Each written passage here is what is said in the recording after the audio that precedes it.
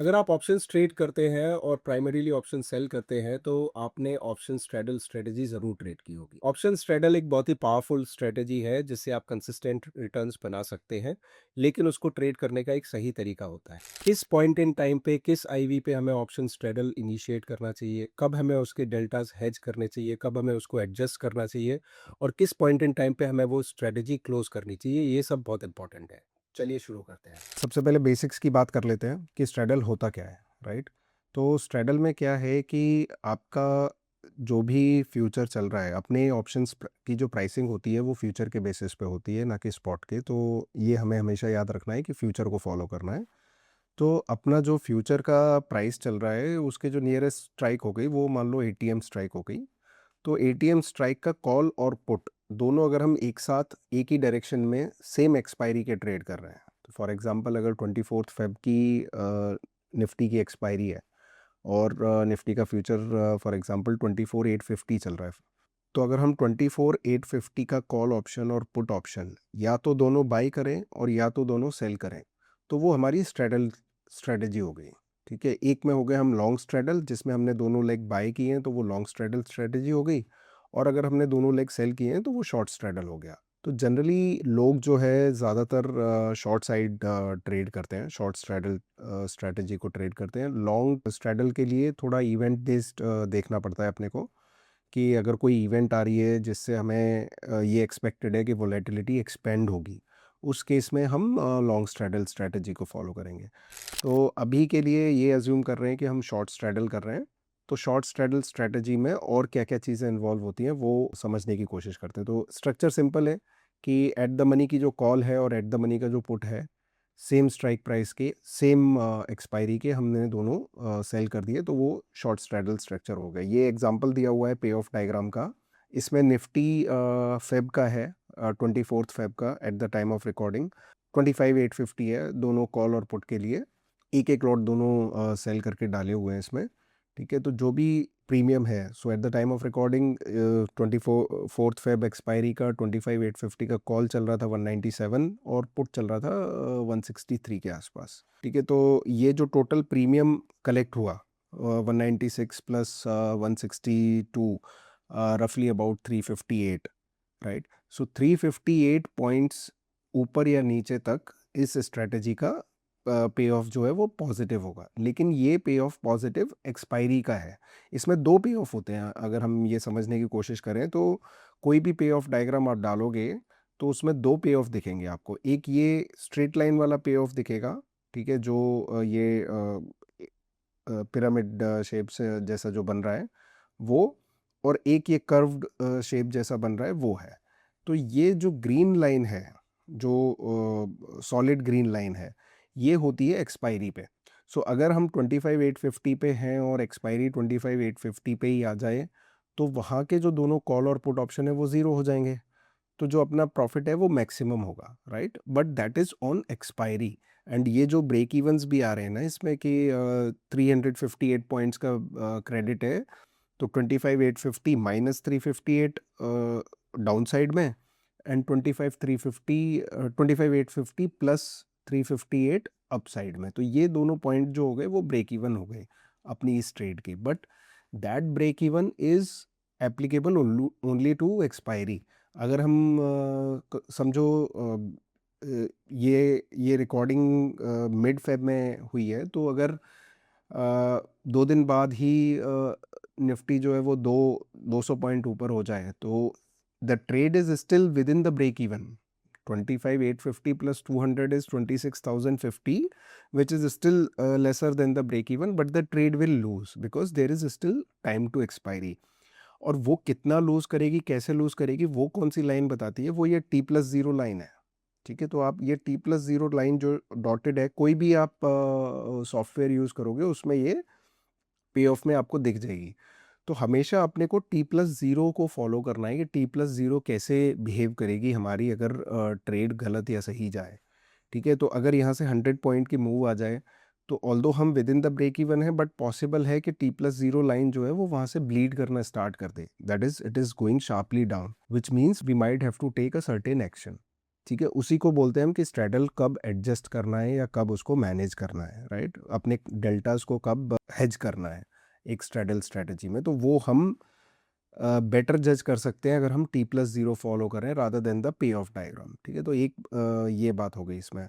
Profit कब होगा? Profit के ड्राइवर्स क्या हैं स्ट्रैडल स्ट्रैटेजी में? प्रॉफिट के ड्राइवर्स हैं, एक तो प्रीमियम डिके, जो थीटा हम जानते ही हैं कि थीटा डिके होता है ऑप्शंस का, which is a constant, which is a fixed, and volatility अगर कम होती जाए, बिकॉज अपनी स्ट्रैटेजी में जो इंपॉर्टेंट ग्रीक्स होते हैं वो होते हैं डेल्टा, ठीक है, थीटा, वेगा, और when we are close to expiry then gamma also. ठीक है, ये चार ग्रीक्स जो है वो बहुत इंपॉर्टेंट है। तो अगर हम डेल्टा की बात करें स्ट्रैडल स्ट्रैटेजी में, तो एक पॉजिटिव डेल्टा ऑप्शन है, एक नेगेटिव डेल्टा ऑप्शन है। जो कॉल है वो पॉजिटिव डेल्टा है, जो पुट है वो नेगेटिव डेल्टा है, और हमने दोनों बेचे हुए हैं, तो वो एक दूसरे को नलीफाई कर देते हैं। एटीएम कॉल का डेल्टा समझो 0.5 है, वो हमने शॉर्ट किया तो -0.5 हो गई स्ट्रैटेजी का डेल्टा, और एटीएम पुट का डेल्टा -0.5 है, उसको भी शॉर्ट किया तो वो +0.5 हो गया। तो -0.5 प्लस 0.5 मिलके जो है डेल्टा, नेट डेल्टा जो इस ऑप्शन का है, इस ट्रेड का आएगा, वो ज़ीरो हो जाएगा। सेकंड ग्रीक जो हो गया वो हो गया वेगा। तो वेगा नेगेटिव है, बिकॉज हम दोनों ऑप्शंस शॉर्ट हैं, तो वेगा नेगेटिव स्ट्रेटजी है। वॉलेटिलिटी नीचे जाएगी तो अपने को पैसा बनेगा, और मैक्सिमम रिस्क क्या है? अनलिमिटेड है। तो अगर हम शॉर्ट स्ट्रैडल या कोई भी नेकेड ऑप्शंस शॉर्ट करते हैं, तो उसमें हमारा जो लॉस है वो अनलिमिटेड है। तो इस केस में 25,850 के नीचे जो ब्रेक इवन आ रहा था, उसके नीचे जाते जाएंगे तो our position becomes as good as future long. ठीक है, बिकॉज जो पुट शॉर्ट है वो पुट इन द मनी होता जाएगा हमारा। ठीक है, तो वो फ्यूचर शॉर्ट पुट का जो डेल्टा है वो 80-90 ऐसे हो जाएगा। ठीक है, तो वो फ्यूचर शॉर्ट जैसे हो जाएगी, तो अनलिमिटेड लॉस आता जाएगा। सेम अप्लाई होता है अपने अपसाइड में भी, कि अगर ऊपर आ जाएगा ब्रेक इवन के पास, तो जो कॉल शॉर्ट है, यहाँ पे जो कॉल शॉर्ट है वो इन द मनी हो जाएगी, तो हमारी पोजीशन हो जाएगी फ्यूचर शॉर्ट्स जैसी, और अगर मार्केट बढ़ता जाएगा तो वो अनलिमिटेड रिस्क ओपन होती जाएगी। ठीक है, तो इसलिए स्ट्रैडल अगर ट्रेड कर रहे हैं तो उसको मैनेज करना भी ज़रूरी है, जिससे कि रिस्क अपनी कंट्रोल में रहे। तो उसको एडजस्ट करने के ना दो तीन कई सारे तरीके होते हैं, बट अगर आप ऑब्जर्व करोगे, कोई भी मेथड सिखाए स्ट्रैटेजी को, स्ट्रैडल स्ट्रैटेजी, अदरवाइज कोई भी अलग स्ट्रैटेजी को एडजस्ट करने का, तो उसमें आप ये नोटिस करोगे कि कोई भी शॉर्ट साइड के जो ऑप्शंस होते हैं उनको मैनेज करने की जो कोई भी स्ट्रैटेजी होती है ना, उसमें आपको डेल्टा जो है वो डेल्टा पे फोकस रहेगा कि डेल्टा हमारा चेक में है या नहीं। तो इस केस में हमारी जो स्ट्रैटेजी थी वो डेल्टा न्यूट्रल थी, राइट? ज़ीरो डेल्टा था। तो अगर एक साइड की मूव आती जाएगी और उस केस में डेल्टा जो है वो चेंज हो जाएगा, समझो 25,850 से हम 26,000 पे आ गए। ठीक है, तो जो कॉल का डेल्टा है वो 70 हो जाएगा या 75 हो जाएगा, और पुट का डेल्टा जो है वो 50 से गिर के मे बी 20 हो जाए या 15 हो जाए, इस टाइप का हो जाएगा। ठीक है, तो जो हमारी नेट पोजीशन हो जाएगी वो डेल्टा शॉर्ट हो जाएगा, मतलब बेरिश हो जाएगा, तो अपने को वो वापस रीबैलेंस करना है। ठीक है, तो कोई भी स्ट्रेटजी या कोई भी एडजस्टमेंट मेथड जो रहेगा ना, उसमें अपने को फोकस यही है कि डेल्टा कैसे हेज करना है। तो उसके कई सारे तरीके होते हैं इसमें। तीन मैंने तरीके बताए हैं जो मैं खुद फॉलो करता हूँ, और एडजस्टमेंट वैसे कर सकते हैं आप। ठीक है, या उनको समझ सकते हैं। तो एक होता है कि एक सर्टेन परसेंटेज अगर मूव हो जाए, समझो आपने 400 रुपीज़ का क्रेडिट लिया, और एक सर्टेन परसेंटेज हमने डिसाइड कर लिया कि 60%। तो अगर 60% अंडरलाइंग मूव हो जाएगी, 60% of the credit received, then हम नए एटीएम पे आ जाएंगे या स्लाइट आईटीएम पे आ जाएंगे। ठीक है, तो इस केस में जो एग्जांपल लिया है हमने 25,850 वाला निफ्टी के स्ट्रेडल का, उसमें समझो 350 पॉइंट का क्रेडिट है। ठीक है, तो 350 पॉइंट का 60% जो होगा वो लगभग 200 पॉइंट्स के आसपास होगा, राइट? तो 200 पॉइंट अगर मूव हो जाएगी अंडरलाइंग, विच मीन्स आइदर 26,050 आ जाए अपसाइड में, या 25,650 आ जाए, तो हम पुराना जो स्ट्रेडल है 25,850 वाला वो काट देंगे और नए एटीएम पे आ जाएंगे। इससे होता क्या है वो समझने की कोशिश करते हैं। ठीक है, फिर आपको समझ में आएगा कि क्यों कर रहे हैं हम। इससे होता ये है कि जो अपना इनिशियल ट्रेड था, उसके पीछे की जो हाइपोथेसिस थी कि मार्केट रेंज बाउंड रहेगा, वॉलेटिलिटी कॉन्ट्रैक्ट होगी और अपने ट्रेड में पैसे बनेंगे, उस हाइपोथेसिस से लिया था। बट वहाँ से मार्केट जो है वो सर्टेन डायरेक्शन में ऑलरेडी मूव कर गया है। तो अगर हम नहीं एडजस्ट करेंगे और हम इनिशियली ही उस पे रहेंगे, तो अपनी पोजीशन जो है वो वन साइडेड हो जाएगी। It is not delta neutral anymore, it is very much impacted by delta move in that case. तो उसमें क्या है कि इसलिए ज़रूरी हो जाता है कि हम नई एटीएम पे आएँ जिससे कि पोजीशन का डेल्टा वापस क्लोज टू ज़ीरो हो जाए। अगर हमें क्लोज टू ज़ीरो नहीं भी करना है, ठीक है, तो 25,850 आया, तो instead of moving to 25,850 we can just think of moving to 25,800, जिससे कि थोड़ा अगर रिवर्सल आए तो विपसॉ भी ना हो। ठीक है, तो ये एक तरीका होता है जिसमें हम 60% क्रेडिट रिसीव जो हुआ है उसका 60% मूव आए, तो हम नए एटीएम पे या स्लाइट आईटीएम पे वापस आ जाएं और नया एक स्ट्रैडल ओपन कर दें। ठीक है, और फिर उसमें फिर हम नया क्रेडिट कैलकुलेट कर लें कि नेट क्रेडिट अभी कितना हुआ, क्योंकि ये जो मूव करेंगे ये एक सर्टेन डेबिट पे होगा, तो वो हमें एक नया क्रेडिट मिल जाएगा। फिर वहाँ पे देख लें कि अब उसका 60% या 65% मूव होगा, अगर वापस अपसाइड या डाउनसाइड उस पॉइंट से, तो हम वापस उसको चेंज कर लेंगे। तो एक ये तरीका होता है। ठीक है, तो ये एक उसी का एग्जांपल बताया हुआ है कि अगर हमने 25,000 का स्ट्रेडल बेचा होता for example in in a hypothetical scenario, ठीक है, और वो हमने उसमें टोटल क्रेडिट 290 का लिया है, तो 60% का जो ट्रिगर हो गया वो हो गया 174 पॉइंट्स। तो 174 पॉइंट्स नीचे 25,000 से या 174 ऊपर 25,000 से, ऐसा अगर होगा तो हम नए एटीएम स्ट्रेडल पे आ जाएंगे। ठीक है, ये निफ्टी के लिए बता रहा हूँ, बट निफ्टी के तो हेजेस भी उतने एक्सपेंसिव नहीं होते हैं। तो अगर हम स्ट्रेडल स्ट्रेटजी निफ्टी में कर रहे हैं, बिकॉज निफ्टी का जो वॉल रिस्क प्रीमियम होता है वो अपने आप में कम है, ठीक है, तो उसमें हम हेजेस के साथ भी काम कर सकते हैं। बट अगर विदाउट हेजेस कर रहे हैं, पोजीशन साइज बहुत कंजर्वेटिव है और विदाउट हेजेस कर रहे हैं, तो ये एक मैकेनिज्म है जो हम फॉलो कर सकते हैं।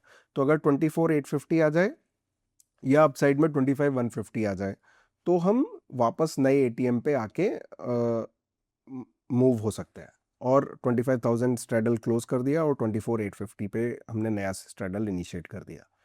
ठीक है, तो ये क्या है, एक मैकेनिकल मेथड हो सकता है जो आप रूल बेस्ड, जिसको बोलते हैं कि रूल बेस्ड अपनी स्ट्रेटजी है, अगर इतना मूव होगा तो नए एटीएम पे आ जाएंगे और वैसा करते रहेंगे। तो इसमें क्या होगा कि कई बार आपको विपसॉ भी होगा। ठीक है, जैसे 25,000 पे स्ट्रेडल इनिशिएट किया, वहाँ से 25,300 आ गया, तो हम नए पे स्ट्रेडल पे आ गए, एंड देन घूम के वापस 25,000 आ गया, देन हमें वापस एडजस्ट करना है। तो अगर आप 50 ट्रेड डालोगे तो 50 में से 5-7 ट्रेड डेफिनेटली ऐसे होंगे जिसमें आपको विप्सो होगा, लेकिन जो बाकी के ट्रेड होंगे ना, उसमें विप्सो नहीं होगा और उसमें आपको ब्लीड होने से बचेंगे। तो इसलिए क्या है कि ये law of averages catches up, and आपका जो लॉन्ग रन में जो ज़्यादा से ज़्यादा जितने ट्रेड्स ले रहे हैं उनका अगर आप ओवरऑल देखोगे तो ये मेथड बेनिफिशियल रहेगा, बिकॉज इसमें आपके एक साइड ब्लीड नहीं हो रहा है। कभी कभी कैसा होता है कि अब ये दूसरा एडजस्टमेंट का तरीका है। ठीक है, ये फर्स्ट एडजस्टमेंट था जिसमें हम स्ट्रेडल को ही रोल कर रहे थे। दूसरा एक तरीका होता है कि इन द मनी का हेज बाय करना है। ठीक है, ये थोड़ा नॉन कन्वेंशनल होता है। इसमें क्या है कि अगर हमें दिख रहा है कि कोई एक स्ट्रॉन्ग ट्रेंड डेवलप हो रहा है, ठीक है, वो कब होता है कोई भी स्ट्रॉन्ग ट्रेंड डेवलप, जब कोई मेजर सपोर्ट या रेजिस्टेंस ब्रेक हो। ठीक है, सो फॉर एग्जांपल अभी निफ्टी के लिए 26,200 26,350 का जो जोन है वो एक मेजर रेजिस्टेंस बना हुआ है लास्ट 1.5-2 साल से, राइट। तो अगर ये रेजिस्टेंस निकलता है और हम समझो अभी 26,000 चल रहा है, हमने 26,000 का जून का स्ट्रेडल शॉर्ट करके रखा हुआ है फॉर एग्जांपल। ठीक है, अभी हमें पता है कि 26,300 on spot level is a big big resistance. Now if that gets taken and Nifty moves to let's say 26,400 और 450, then we can be, I mean sure तो ट्रेडिंग में कुछ भी नहीं हो सकते हम, लेकिन हमें एक पॉसिबिलिटी है, और मतलब ये बोल सकते हैं कि एक हायर प्रोबेबिलिटी है कि वो इस बार वो ट्रेंड कंटिन्यू होगा, और 26,450 के ऊपर जब निकला है तो यहाँ से अब एक अच्छी चाल मार्केट में बन सकती है। एंड अभी हम फ़ेब में और हमने जून का ट्रेड किया है, तो 4 महीने भी हैं अपने पास, ठीक है? तो उस केस में हम क्या करते हैं कि रोल करने की जगह ना डायरेक्शनल रिस्क हटानी है। तो अभी हमारी रिस्क कहाँ ओपन हो रही है? अपसाइड में रिस्क ओपन हो रही है। तो उसमें क्या करेंगे, हम एक इन द मनी का कॉल बाय करेंगे, ठीक है? तो इसमें जैसे एग्ज़ाम्पल अगर हम देखें कि हमने 25,000 का निफ्टी शॉर्ट स्ट्रैडल किया हुआ है, ठीक है? और Nifty moves to 25,300 with strong momentum. तो इसमें मान लो कि ये 26,000 का स्ट्रैडल शॉर्ट किया है और 26,300 स्ट्रॉन्ग मोमेंटम के साथ निकल रहा है, जो प्रीवियस मेजर रेजिस्टेंस रह चुका है। तो उस केस में क्या है, हम 24,800 की जो इन द मनी कॉल है, ठीक है, और फर्दर इन द मनी है, ये स्टॉक्स में भी काफ़ी यूज़फुल होता है। ये निफ्टी के एग्जांपल में बता रहा हूँ मैं, बट स्टॉक्स में भी काफ़ी यूज़फुल रहता है। तो 24,800 का कॉल ऑप्शन हमने बाय कर लिया और जो ट्रेड है वो एंटायरली बुलिश हो गई, ठीक है? तो इनिशियल हमारा जो बायस था वो ये था कि यार डेल्टा न्यूट्रल ट्रेड है और हम शॉर्ट वेगा है और पॉजिटिव थीटा है। बट अभी क्या किया हमने कि अभी हमारी ट्रेड जो है वो डेल्टा पॉजिटिव हो गई। स्टिल थोड़ा बहुत शॉर्ट वेगा शायद रहे, डिपेंडिंग ऑन क्या उसका वेगा है, बट जो ट्रेड है नेट नेट वो अब हमें अपसाइड में पैसा देगी।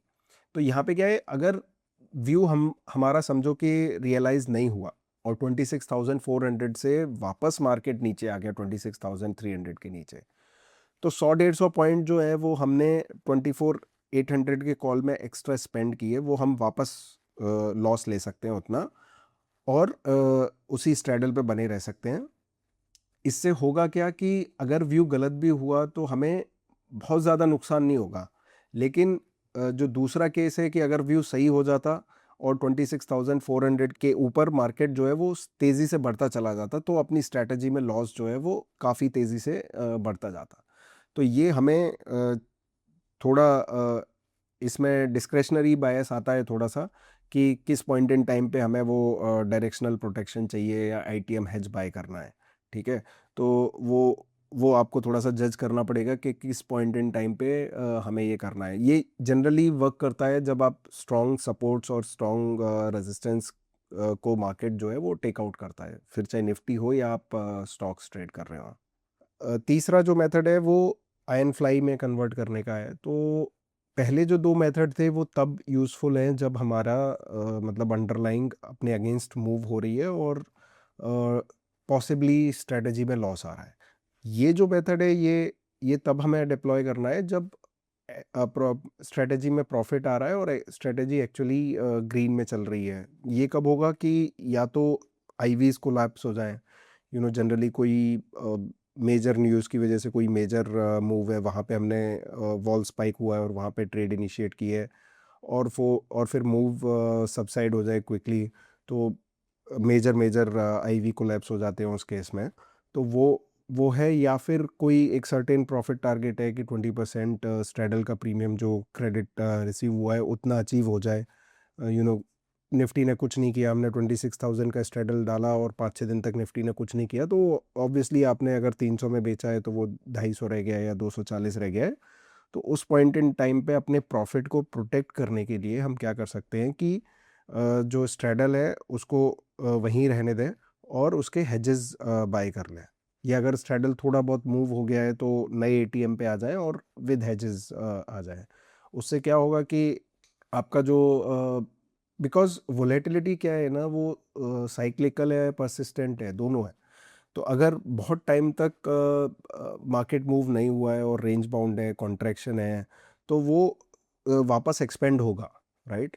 ऐसा नहीं है कि वहीं पे बना रहेगा ज़िंदगी भर या महीने भर या 2 महीने या 4 महीने, ठीक है? वो वापस एक्सपेंड होगा। तो वो एक्सपेंड जब हो उससे पहले ही अगर हमने हेजेस बाय कर लिए हैं तो बेटर मैनेज हो जाएगा वो। तो ये स्ट्रैटेजी तब काम में आती है। ये समरी है जो हमने कंपैरिजन किया है, तीनों मेथड्स जो अंडरस्टैंड करने की कोशिश की है उनकी कंपैरिजन है कि न्यू एटीएम पे कब आना है, आईटीएम हेज कब करना है, या आयन बटरफ्लाई पे कब जाना है, ठीक है? तो ये उन तीनों का कंपैरिजन है। अब जो मैं बात कर रहा हूँ वो थोड़ी ज़्यादा इम्पोर्टेंट है, स्ट्रैडल के एडजस्टमेंट या different different ways of adjusting straddle से। वो क्या है कि पोजीशन साइजिंग क्या है। तो लॉन्ग टर्म प्रॉफिटेबिलिटी अगर बनाए रखनी है और सर्वाइवल पे फोकस ज़्यादा रखना है रादर देन कि एक दिन 5% ऊपर हो रहे हैं, एक दिन 4% नीचे हो रहे हैं, एक दिन 10% बन रहा है, इस टाइप की ट्रेडिंग करनी है या थोड़ा सर्वाइवल पे फोकस करना है, उसके लिए क्रिटिकल क्या होता है कि पोजीशन साइजिंग हम कैसे कर रहे हैं। ठीक है, तो पोजीशन साइजिंग के कुछ एक बेसिक से रूल्स हैं जो अगर आप फॉलो करोगे तो ईजी रहेगा। ठीक है, एक रिस्क पे कितना ट्रेड कर रहे हैं वो देख लो। तो you can not basically risk 2 to 5% of total account capital on any single trade. ठीक है। दूसरा है कि मैक्स लॉस कैलकुलेट कर लो, अगर हेज्ड पोजीशन है तो उन पे मैक्स लॉस कितना है वो देख लो। अगर ऑप्शन बाइंग कर रहे हैं तो कितना ऑप्शंस बाय कर सकते हैं, मतलब अगर समझो अपना 10 लाख का कैपिटल है तो अगर हम उसमें ऑप्शन बाय कर रहे हैं तो ऐसा नहीं है कि 5 लाख के कैपिटल के ऑप्शन बाय करके चले जाएं, राइट, तो वो थोड़ा सा गलत हो जाएगा। तो इस टाइप की चीज़ें होती है जो पोजीशन साइजिंग में ध्यान रखनी होती है। ठीक है, ये कैपिटल के हिसाब से लॉट्स वगैरह कितने लेने हैं वो बता रहे हैं। तो मेरा जो नेकेड ऑप्शंस को लेके अप्रोच रहता है पोजीशन साइजिंग के लिए, वो रहता है नोशनल एक्सपोजर पे। तो अकाउंट साइज अगर हमारा बहुत छोटा है समझो, और छोटा अकाउंट साइज से मतलब है कि 2 से 5 लाख के अकाउंट साइज जो हैं वो छोटे हैं। ठीक है, उसमें अगर हम ऑप्शन सेलिंग कर रहे हैं तो वो थोड़ी सी एग्रेसिव अप्रोच है। तो अगर उतना अकाउंट साइज है और उसमें हम ऑप्शन सेलिंग कर रहे हैं तो विदाउट हेजेस पहले तो नहीं करने चाहिए। ठीक है। दूसरी चीज़, अगर हम विद हेजेस कर रहे हैं तो उसमें नोशनल एक्सपोजर देख लेना चाहिए। तो जैसे अगर निफ्टी है तो नोशनल एक्सपोजर क्या होता है कि जो अंडरलाइन की वैल्यू है इनटू लॉट साइज।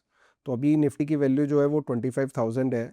ठीक है, फॉर एग्जांपल 25,700 है और उसका लॉट साइज जो है वो 65 है। तो निफ्टी का जो नोशनल एक्सपोजर हो गया वो 16,70,000 हो गया, या फॉर एग्जांपल पकड़ लो 17 लैक्स हो गया। तो 17 लैक्स की निफ्टी एक अंडरलाइंग है और उसमें अगर हम एक लॉट स्ट्रेडल शॉर्ट कर रहे हैं मतलब और हमारा अकाउंट साइज भी अगर 17 लाख है तो मतलब हम 1x एक्सपोजर ले रहे हैं। ठीक है, तो जो अगर हम ये इस टाइप की स्ट्रेटजीज ट्रेड कर रहे हैं और इंडेक्स में ट्रेड कर रहे हैं तो हम 3 to 4x का एक्सपोजर ले सकते हैं, मतलब 4 लाख पे एक लॉट ले सकते हैं। अगर मार्जिन वाइज देखेंगे तो अपने को पता चलेगा कि 2 लाख पे ही एक लॉट अलाउड है, बट वो थोड़ा एग्रेसिव ट्रेडिंग है। ठीक है, तो अगर हम 4x भी कर रहे हैं तो मतलब 4 से 4.5, 4 से 5 लाख का पर 4-5 लैक्स हम एक लॉट ट्रेड कर सकते हैं। ठीक है, तो ये थोड़ी सी कंजर्वेटिव पोजीशन साइजिंग है। यही अगर हम स्टॉक्स में कर रहे हैं तो वो 2-2.5x से ऊपर नहीं जाना चाहिए। तो समझो अगर रिलायंस है, ठीक है, तो रिलायंस अगर अपना 1430 चल रहा है, ठीक है, और उसका लॉट साइज जो है वो 250 है, नहीं अभी 500 है। 1430 चल रहा है और लॉट साइज 500 है, तो रिलायंस की जो अंडरलाइंग हो गई वो हो गई 7,50,000। तो ये अगर रिलायंस का एक लॉट स्ट्रैडल शॉर्ट करना है तो possibly we should have about 3 lakh 3.5 lakhs. ठीक है, तो वो वहाँ पे अपने को एक लॉट स्ट्रैडल शॉर्ट करना है। तो ये सब पोजीशन साइजिंग के गाइडलाइन अगर हम फॉलो करेंगे तो उससे क्या है कि लेवरेज बहुत ज़्यादा नहीं है, तो हम गेम में बने रहेंगे। ऐसा नहीं है कि ब्लो अप हो जाएगा एक दिन उठ के सवेरे सवेरे। तो ओवर लेवरेजिंग डिज़ास्टर जो है उससे बचना है। दूसरा होता है कोरिलेशन रिस्क। तो अगर हम कोरिलेशन रिस्क से यहाँ पे क्या मतलब है कि एक ही टाइप की स्ट्रेटजी हम या तो एक ही सेक्टर के स्टॉक्स में ना चलाएं। ठीक है, जैसे हम अगर स्ट्रैडल शॉर्ट स्ट्रेटजी चला रहे हैं और मान लो हम across a basket of stocks चला रहे हैं, तो वो जो बास्केट ऑफ स्टॉक्स है वो ऐसे नहीं होने चाहिए कि सारे ऑटो से हैं या सारे आईटी से हैं। फॉर एग्जांपल अगर अभी सारे आईटी से होते हैं और ये जो रीसेंट फॉल हुआ है आईटी में एआई की वजह से, देन अपनी जो स्ट्रेटजी है वो ब्लीड कर रही होती, इजीली 10 से 15% का लॉस होने लगता। यही अगर हमारी बास्केट ऑफ स्टॉक्स 15 स्टॉक की है जिसमें मान लो 2 आईटी हैं, तो हम बच जाते। मतलब ऐसा नहीं होता कि बहुत ज़्यादा मेजर मेजर लॉस हो जाता, 2-3% 4% लॉस होता, अगर होता तो, अगर होता तो मतलब होता ही, बट 2-3% लॉस होता। ठीक है, और एक और मिस्टेक जो जनरली करते हैं वो होती है एवरेजिंग डाउन की। नाउ आई डू अंडरस्टैंड कि ये शॉर्ट स्ट्रैडल स्ट्रेटजी है और ये शॉर्ट ऑप्शंस हैं, तो अगर मतलब एवरेज करने का मौका मिल रहा है आईवी स्पाइक की वजह से या उसकी वजह से, तो अपने को कर सकते हैं। बट वो तभी कर सकते हैं जब इनिशियल पोजीशन साइजिंग जो है वो थोड़ी सी कंजर्वेटिव हो। अगर हम ऑलरेडी लेवरेज्ड हैं और ऑलरेडी अपने जो रूल्स के हिसाब से मैक्सिमम पोजीशन साइजिंग पे हैं, तो भले ही कितना ही स्पाइक हो या कितना ही प्रीमियम्स जूसी हो जाए, अपने को एवरेज करने में संकोच करना चाहिए। इसका एग्जांपल है सिल्वर। अगर आप सिल्वर ट्रेड कर रहे थे लास्ट के 2-3 महीने में और वॉल शॉर्ट साइड ट्रेड कर रहे थे, तो आपने ऑब्जर्व किया होगा कि 2 लाख 20 हज़ार के बाद से जब से सिल्वर ने चलना चालू किया, तो उसका स्ट्रेडल जो था वो कंसिस्टेंटली 9%, 10%, 11%, और जैसे जैसे सिल्वर बढ़ रहा था वो थोड़ा थोड़ा और बढ़ ही रहा था। जैसे जैसे अंडरलाइंग बड़ी हो रही थी वो थोड़ा थोड़ा और बढ़ ही रहा था। तो अगर हमने किसी भी पॉइंट पे एवरेज किया होता, समझो 2.5 लाख पे एक लॉट बेचा और 3 लाख पे उसको डेवलप कर लिया कि यार अब और कितना ऊपर जाएगा, और पहले तो 10% मिल रहा था स्ट्रेडल में, अभी तो 12-13% मिल रहा है, तो उस टाइप की अगर मिस्टेक अगर हम करेंगे तो वो 3 लाख वाला सिल्वर जो है वो 4 लाख तक चला गया था। ठीक है, तो वहाँ पे जो है वो थोड़ा सा रेकलेस हो जाएगा। तो ये इस टाइप की एवरेजिंग डाउन ट्रेड नहीं करनी चाहिए। ठीक है, तो ये रिस्क मैनेजमेंट का पूरा एक कंप्लीट पिक्चर है जो मतलब एक स्लाइड में समरी में बताया हुआ है। ये डेक अटैच किया जाएगा उसमें वीडियो के डिस्क्रिप्शन में, तो आप वहाँ से उसको फॉलो कर सकते हैं। और एडजस्टमेंट्स कैसे करने हैं, जैसे मैंने पहले भी बताया है कि एडजस्टमेंट का जो तरीका है स्ट्रैडल शॉर्ट स्ट्रैडल ट्रेड करने का, वो कोई भी आप तरीका अप्लाई कर लो, उसमें एक चीज़ आप कॉमन पाओगे कि आपका जो डेल्टा है, जो जो इनिशियल डेल्टा समझो ज़ीरो था, वो मूव के बाद बढ़ के या तो -0.5 हो गया या +0.5 हो गया। तो कोई भी आप हेज लगा लो या कोई भी एडजस्टमेंट लगा लो, उसका पर्पज़ एक ही होगा कि वो डेल्टा जो +0.5 हो गया ज़ीरो से, उसको कैसे टुवर्ड्स ज़ीरो लाया जाए। तो आपको खुद आप ऑप्शन चेन एक्सप्लोर करके देख सकते हो कि क्या किस किस तरीके से मेरा जो डेल्टा है वो ज़ीरो आ जाए। इसमें एक चीज़ और है कि डेल्टा ज़ीरो लाने के लिए अपन ये नहीं है कि जैसे 25,800 का स्ट्रैडल शॉर्ट किया और वहाँ से मार्केट बढ़ के 26,200 आ गया, तो डेल्टा ज़ीरो करने के लिए ऐसा नहीं है कि हम 25,800, 900, 26,000 के पुट बेचते जाएं और और मतलब साइज एग्रेसिव कर लें। ये मतलब नहीं है। आपको डेल्टा ज़ीरो करने का मतलब ये है कि जो ऑप्शंस शॉर्ट हैं उन्हीं के थ्रू या तो लॉन्ग साइड का एक ऑप्शन ऐड करें, या उस पूरे स्ट्रैडल को मूव करें, या कॉल को मूव करें, या इस टाइप के चीज़ करें जिससे कि डेल्टा ज़ीरो आए। उसका मतलब ये नहीं है कि आप साइजिंग इंक्रीज कर दें, जैसे पुट शॉर्ट ऐड करना on a rapidly rising underlying where your delta has become more than zero, where your delta has become bearish, तो वो गलत स्ट्रैटेजी है। ठीक है, तो वैसे डेल्टा ज़ीरो नहीं करना है, बट पॉइंट बीइंग कि स्ट्रैडल स्ट्रैटेजी में मेन जो है वो यही डेल्टा हेजिंग होती है, तो किसी भी टाइप का एडजस्टमेंट में आपको वो एक चीज़ कॉमन मिलेगी। दूसरी चीज़ जो इम्पोर्टेंट है इस वीडियो की समरी में जो मैं अभी बता रहा हूँ वो है पोजीशन साइजिंग। तो आप नोशनल एक्सपोजर को फॉलो करते हुए पोजीशन साइज करें। अगर आप इंट्राडे कर रहे हो तो थोड़ा सा ज़्यादा हो सकता है, और या फिर आप पोजीशनल विद हेजेस कर रहे हो तो थोड़ा सा एक्सपोजर ज़्यादा हो सकता है। से इंडेक्स में 3x 4x की जगह 5x 5.5x तक भी हो सकता है, और स्टॉक्स में 2x की जगह 3x हो सकता है, 3.5x तक भी हो सकता है। बट अगर आप वैसा नहीं कर रहे हैं तो बेटर ये है कि आप वो पोजीशन साइजिंग को थोड़ा सा कंजर्वेटिव रखें। All right, that's about it. Thanks for watching this video. अगर आपने यहाँ तक देखा तो I hope you guys would have learn something out of it. Thank you.